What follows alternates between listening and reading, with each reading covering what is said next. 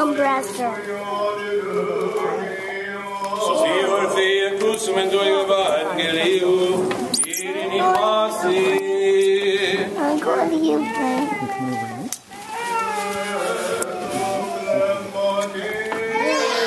Εκ του και τα Μαθαίων Αγίου Ευαγγελίου το ανάγνωσμα πρόσκομε.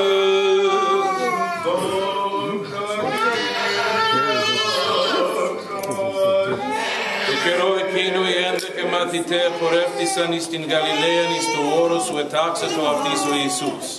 Και ειδώνες αυτόν, προσεκίνησαν αυτό, είδε εδίστασαν, και προσελθόν ο Ιησούς ελάλησεν αυτής λέγον, εδόθη μη πάσα εξουσία ουρανό και επί γης.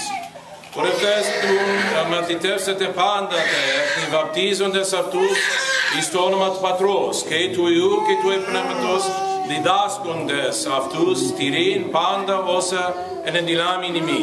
Και ειδού εγώ με θυμών μη πάσας τας ημέρας, έως της συντελείας του αιώνους. Αμήν.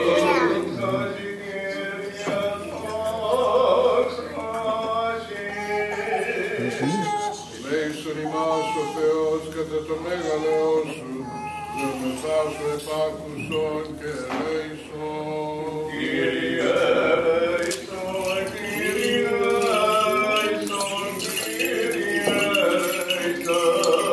Γιατί δόμεθα υπερελαίους σου εις ειρήνης, υγείας και σωτηρίας, των δούλων του Θεού, της νεοποτίστης, της μήνης, της αναδόχων και πάντων αλλός του περιεστών του λαού.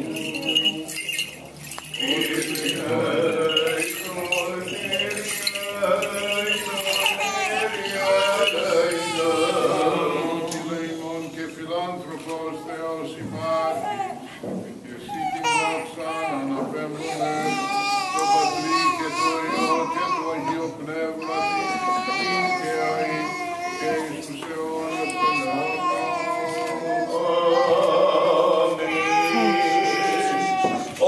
Αμήν.